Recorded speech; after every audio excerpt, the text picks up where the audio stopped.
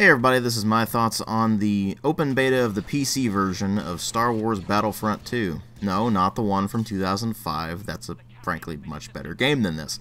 No, I'm talking about the one that's going to be coming out in November of this year that's being developed by DICE and published by EA. Before we get into the meat of this, let's just go ahead and get this out of the way. This is a beta of an upcoming game. I understand that it's not finished and that they have time to tweak things.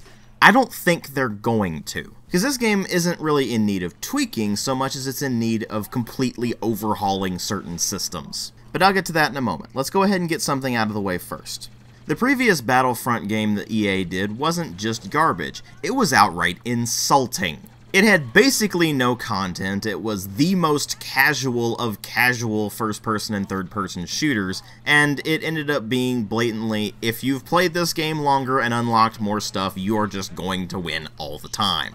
And it has become incredibly apparent to me with the release of the beta for Battlefront 2 that that was by design. But before we explain why, let's go ahead and delve into the presentation, which is absolutely fantastic. This is par for the course for DICE at this point. Top-notch models, top-notch animations, top-notch texture work. They've got tons of smaller details just scattered around the levels to where you'll see things like leaves scattering around. You'll see all kinds of neat touches, especially on the Theed map, which is the Naboo map if you're not familiar with the city name. And it all just screams that they put a lot of time and effort into making it look like Star Wars. They've also made it sound like Star Wars. Now, they still have some issues with the voice acting not sounding quite on point, but at least as far as the troopers and all their ilk go, that's perfectly fine. They've done a good job with the battle chatter. It's the hero characters where things can start to get a bit iffy, and luckily, at least as far as the characters that are in the beta, they mostly sound on point, even though they don't sound 100% on point. But as far as the sounds of the blasters and the grenades and everything like that, that sounds exactly like you would expect after having actually watched the Star Wars films. They've done an absolutely fantastic job of that. And of course, the soundtrack is the John Williams score, so as you would expect, it's absolutely fantastic. Once again, much like the previous Battlefront game, they have done a fantastic job with the presentation. It is clear that they put a lot of effort into that. What's obvious as well is that they put considerably less effort into the gameplay mechanics. Oh, don't get me wrong, they put more effort into it than the previous Battlefront game, but that's really not saying much. The previous game was a blatantly unbalanced mess where anybody who had played longer and just unlocked certain things had a blatant advantage over anybody who didn't unlock those things. So how did Battlefront 2 seek to ameliorate the problem? It didn't.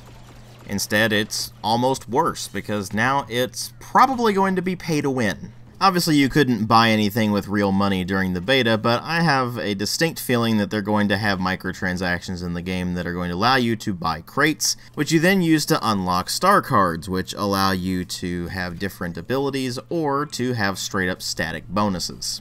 Each class, including heroes and starfighters and starfighter hero units, all have 3 slots for you which you can put a new star card into. Each star card has 4 rarity levels, and the rarity level determines how powerful the effect is. And if you've been watching the clip that I've been showing you at this time, then you know exactly why this is a problem, because the cards can get ridiculously overpowered. To give you a prime example, Boba Fett has a star card that allows him to take considerably less damage whenever he's using the rocket barrage ability. Well, that starts off at 50% damage reduction and moves all the way up to 100% damage reduction. In other words, as long as he's using his rocket barrage ability, he is invincible. There's other star cards that reduce ability cooldowns, and then you can combine those with other star cards that also have different cooldown effects, and thus you have the potential to end up with someone just spamming abilities constantly because their cooldowns are so minimal. You may look at those cards at first and go, oh, well, that's not that big of a deal, it's just maybe a 20% increase. Well, that adds up, and when you have things that can combo, then it just gets absolutely absurd. And right now, there are only 2 ways you can get those star cards. The first is through crates, and the second is through crafting them. Now, crafting them requires crafting parts, which you get from, guess what? Crates! You know what else you get from crates other than star cards? You also get emotes, or victory poses, or blasters. Really, pretty much everything has to go through the crate system, and it's just disgusting. See, I don't have as much of a problem with loot boxes or crates or whatever the hell you want to call them if they're only for cosmetic items, because that doesn't affect gameplay. But EA was like, no, we're going to put them in this game and they're going to affect gameplay. And thus, if they start charging real-world money for maybe credit packs or whatever it may well be that allows you to buy more crates, well, you got a pay-to-win game on your hands. Because it's not like those star card advantages are minimal. No, you notice them because they're major bonuses. And it's not like you can say, oh, well, there's still the element of blasters, but no, you get those through the crates as well, and the ones you can unlock are just straight up better than the ones you start with. The default heavy blaster, for example, is actually extremely inaccurate, and you end up having to get the unlockable first order blaster that is way better in every respect. Oh sure, it has a slower rate of fire, but that's really not a disadvantage because it means that the thing's a lot more controllable. And it's more accurate to begin with, and it does more damage. Why the hell wouldn't you pick it? Hell, you can't even upgrade the basic blasters that you get for each class. You have to get new ones to actually be able to customize anything. All the unlockable blasters have upgrade slots. The base ones don't. Again, why would you bother with the basic blasters when you unlock ones that are just straight up better? Because as far as I can tell, the only reason that you would want to do that is if you deliberately want to make yourself weaker to give everybody else a fighting chance or to just make the game harder for yourself. And don't give me that garbage about, oh, well, it's a casual game. It doesn't matter in a casual game. Well, I hate to break it to you, but this stuff's starting to infect core games, not just casual games. Do you really think it's okay to just let this slide for a game as big as Star Wars Battlefront? Because that's basically giving EA and other publishers carte blanche to be able to put as many loot boxes as they want in any game ever and make any game they want pay to win. And obviously I can't speak for you, but I really don't want all of gaming to be completely ruined by greed. Anyway, setting aside the whole pay to win concerns for a moment and setting aside the unbalancing concerns, how did they change things up from the previous Battlefront game? Well, for one, they introduced classes, which completely replaced the individual soldier thing that they had in the previous game, but I'm not going to celebrate that change because it frankly should have been in the first game to begin with. But anyway, the 4 classes are Assault, Heavy, Officer, and Specialist. Specialist is basically your scout sniper. Heavy uses heavy blasters, which are effectively the machine guns, and they're slower and tougher than most of the other troops. The Assault class is more of an all-arounder, but with an emphasis on more close-quarters combat, and the Officer is there to give buffs to their teammates and nothing else because their weapons are garbage. They get access to blaster pistols, which have about the stopping power of a stampeding chipmunk. But anyway, each class does have 3 specific abilities to it. For example, the Assault class has a general grenade, which is the thermal detonator. They have a scan dart launcher, which is basically a motion detector that will spot enemies within a small radius. And they have a shotgun, which allows them to move much more quickly, and it does a lot of damage when you shoot things with it. Each ability has a cooldown, so after you use it, you can't use it for a certain period of time before it becomes available again. These cooldowns are reset instantly upon death, so whenever you respawn, you have full meters and you can use those abilities again. Of course, in the previous game, death did not actually reset your cooldowns. It kept the same cooldowns even if you respawn, so that's a bit of a change there. It hasn't really had that much of a noticeable effect, though. And while there is some degree of class synergy, it's really not as strong as other team-based shooters, and it really ends up being more of an afterthought than anything else. I mean, hell, only 2 of the classes really have abilities that are a big benefit to your team, and those are the Specialist and the Officer. The latter of whom has buffs for their teammates, and the Specialist having the ability to spot enemies. The Assault, on the other hand, is all focused on just charging in and mowing down as many enemies as possible, whereas the Heavy is a bit more slow and lumbering, but they have the ability to pop up a personal shield that allows them to absorb hits and shoot at the enemy as well. I mean, you could try to make the argument that, oh, well, they're suppressing the enemy. Well, the game doesn't have a suppression mechanic for one, so there's only so much you can really say with that, but on top of not having a suppression mechanic, the maps snake around each other so much that it's pretty easy to drop out of an enemy's line of fire. So it's not like the suppression would really help all that much anyway.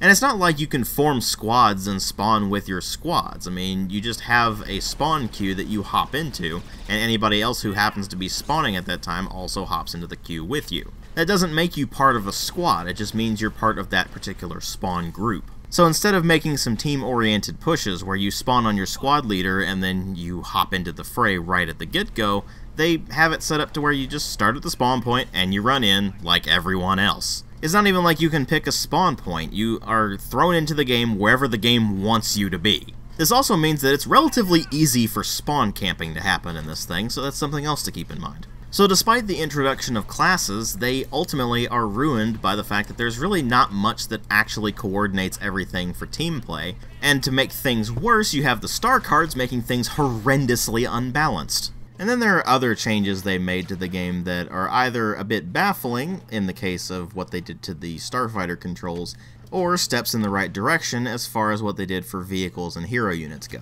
I'll go ahead and talk about that second bit first, because that was probably the biggest change from what they had in the previous game. Now you gotta keep in mind, in the previous Battlefront game, vehicles and hero characters were a power-up that you found on the battlefield. You were just running around, you found a pickup, and it would say, oh, here you go, you can spawn as a hero now, or you can spawn as an ATST, or something like that. And it was all absolutely terrible in the previous game, especially if you were playing on the Rebel Alliance side, because then you had access to almost no vehicles whatsoever. You could basically choose whether you wanted to be an airspeeder or an X-Wing. The Empire, on the other hand, got ATSTs, which were considerably better against infantry than any of the aircraft that the Rebel Alliance got, and of course they were also pretty good at taking those down. All you had to do was be a halfway decent shot. And then of course if you got a hero pickup, then, well, you just kind of ran around and annihilated everything in your path. That is no longer the case with Battlefront 2. They have improved that system quite a bit. Now, instead of getting a pickup on the battlefield, you will gradually earn battle points. Eventually, you can use these to actually spawn as either a hero unit, like, say, Han Solo or Boba Fett or something like that, or you can spawn as an advanced class, like a rocket trooper or a super battle droid or something along those lines, or you can spawn as a vehicle. As long as you have the requisite amount of battle points and there's not too many of them on your team already, then you can spawn as that thing. It's a much better system than what they had in the previous game, even though some things are a bit overpowered right now. It's mostly a matter of the damage output that they can produce being much higher than that of the base classes. So unless multiple people are attacking them at once or they get blindsided, then it's pretty easy for them to just annihilate large swaths of enemies before they go down. Hero characters, on the other hand, are much more balanced this time around, even though they do have the star card problem screwing things up for them. But if you put that aside, then you find that they take considerably more damage than they did in the previous game, which means that they go down much more easily, which also means that the people who are playing them have to be more careful and can't just run in and annihilate your entire team before you even know what's going on. I've seen so many instances where hero characters just got mowed down in seconds by sustained fire from the entire team, and they didn't even get a chance to take down one guy, let alone the entire team. Although, if somebody was playing Rey, then they're pretty much just asking to be annihilated because two of her abilities are practically useless. In fact, one of them is just this really sluggish charge forward with the lightsaber that leaves her wide open to getting mowed down, so there's really no reason to use it. And one of them is just a sensing ability that allows her to sense where enemies are, but that's really not all that helpful for a hero character in the long run. It's especially sad when you compare her to who you get on the dark side for this particular beta, which is Darth Maul, and he can just absolutely shred anything in his path until he gets ganged up on. So they definitely screwed up there. Anyway, the point is that the vehicles, the elite classes, and the hero characters are all much better handled in this than they were in the previous game, so kudos to them for at least doing that. Too bad there's just so many other problems that the game has. Now, one of them is more of a mild annoyance than anything else, and that's the change they made to the starfighter controls. You see, on keyboard and mouse in the previous game, they were practically unusable, so you pretty much had to plug in a gamepad. That's what I did for this one too. I used them both in keyboard and mouse and the gamepad just to see how they were. Well, they've made the controls a bit more responsive for you if you're using keyboard and mouse, but now you have to deal with the fact that the cursor is moving faster than the ship is. This leads to some targeting issues if you are moving your crosshair too quickly. So I ended up sticking with the gamepad, which was especially annoying, because if you use the keyboard and mouse controls, W and S control your acceleration and deceleration, and A and D are your roll keys for some baffling reason. On a gamepad, that translates to the left stick being accelerate, decelerate, and roll left and right. So if you're even a hair off on one side or the other, then not only will you either accelerate or decelerate, you'll start rolling in a direction and you don't even realize it until it's too late. For the life of me, I cannot figure out why they decided to make it like that. They probably should have bound the rolling functions to either the triggers or the shoulder buttons instead. Because you really don't need to be rolling all that much when you're piloting your starships. You just need to be steering in the right direction, and generally that's just fine. It's one of those things that takes quite a bit of getting used to, and even though it's certainly not a deal breaker, it's just kind of baffling as to why they changed it up so much. All they really needed to do was just to improve the sensitivity problem that the previous game had, where if you used the mouse when you were trying to fly around, the sensitivity was just awful. It felt like you were trying to fly a solid brick of lead, and it just ended up being awful, so if you switched over to gamepad just for the flight stuff, it worked perfectly fine. Another slightly baffling change is the one they made to the way blasters overheat. Now, in the previous game, you would just keep firing and your shots would eventually build up a heat meter, and if the heat meter built up all the way, then your blaster would overheat. Then a cursor would appear on your heat meter, and if you timed your reload press right, then it would instantly clear out the entirety of the heat meter and you'd be able to keep firing. They've kept that sort of system in this, but they've changed the way it works. Now there's two sections of the meter, one blue and one gold. If you get it during the blue meter, it just instantly flushes out all of the heat and you're able to keep shooting. If you hit the gold one, then it instantly flushes out all the heat, but then you get a period of time where you can fire without any penalty whatsoever. And by that I mean, you basically get infinite shots during that short duration. The thing is, hitting the yellow part of the meter is actually extremely easy to do, so it's not really much of a skill reload. And of course the thing is that you can flush out all of the heat whenever you want, which you're going to be needing to do anyway because they don't have it the same way that the previous game did. In the previous game, if you stopped firing, then the heat would start to dissipate. In this one, you have to wait a good maybe 10 seconds or more before it will start dissipating. It's actually kind of annoying. So generally speaking, it's best if you're opening fire and you end up building up your heat meter a bit, then you just hit the reload button and flush all that heat out almost instantly. For the heavy blaster, it takes a bit longer than everything else, but all the other blasters are pretty quick to flush out all the heat, so it's really not that big of a deal. It's one of those decisions that I'm really not sure why they made it, because it doesn't really add all that much to the game, and if anything, it just becomes more of a mild annoyance than anything else. But really, that's the only major changes they made to the system, and it's actually kind of sad that everything ends up coming back to the star card system and the loot crate system, because if it weren't for that, then about the only thing that would be preventing this from being an outright improvement in all respects over the previous game is how god-awful the maps are. Now, the map they chose for the Starfighter Assault mode is perfectly fine, because, I mean, it's a space battle, but the Strike map and the Galactic Assault map are both just awful.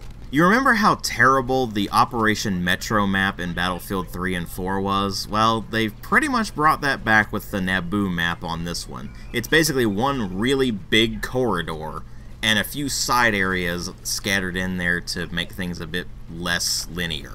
I mean, don't get me wrong, visually it looks fantastic, but from a map layout standpoint, it's just awful. And then the strike map they chose was Maz Kanata's fortress in Force Awakens, and that is split between two areas, one of which is inside the fortress itself, where you're trying to get to the objective if you are part of the First Order, and if you're part of the Resistance and you're defending that point, and it's really cramped. It's a lot of tight, close quarters that make everything just a mess. And then when you go outside, you're in a jungle, and it's also a mess. Again, visually, looks fantastic. Map design standpoint, it's a mess. That's ultimately one of the biggest problems you have with EA and DICE's take on the Star Wars Battlefront series. They focus on visuals and sound first, and gameplay elements last. And that became painfully obvious with the introduction of the loot crate system and how obviously pay-to-win this game is set up to be. And I know I probably sound like a broken record at this point, but every single one of this game's biggest problems stems directly from the way they've set up the progression. Because how do you unlock blasters? Well, you craft them using crafting materials. How do you get crafting materials? Well, the only way you can get those is by opening crates. How do you get crates? Well, you have to grind and grind and grind to get enough credits to buy a crate. Well, how many credits does it take to get a crate? Well, about 1,100 credits. How many credits do you earn per match? Maybe 150 to 200. And it's completely independent of whether or not you do well. Even more fun than that, how many crafting materials do you get per crate? Well, sometimes you don't get any, and sometimes you get 20 crafting materials. How many does it take to unlock a single blaster? 600. How many does it take to craft a single attachment? 100. How many does it take to upgrade your star cards? It depends on what level of rarity that star card's already at. But let's just say you're going from level 1 to level 2 rarity. Well, that's going to cost you 80 crafting materials. Do I really need to say more? I mean, it's pretty painfully obvious that they're going to make the loot crates available for purchase in the full release, and it's pretty painfully obvious that the game is set up to be a complete grind in order to incentivize buying those. It's quite frankly disgusting the way they've set this up, and I don't see them budging on this either, no matter how much of a stink we raise over this. Because they know damn well that it's a Star Wars game, and that means it's gonna sell a ridiculous number of copies no matter what they do. Because, I mean, think about it. The previous Battlefront game was absolute trash, and yet it sold over 14 million copies. And it currently holds the record of fastest selling Star Wars game to date. That's just sad. But you know what? It's not all doom and gloom, because there was a recent update for the GOG and Steam versions of the original Star Wars Battlefront 2, the one from 2005, which is still a really good game. And that update allows us to play multiplayer again. And you know what? Even though that game has issues, at least it's not trying to nickel and dime you for every cent you've got. Thanks for watching. I'll catch you all in later videos.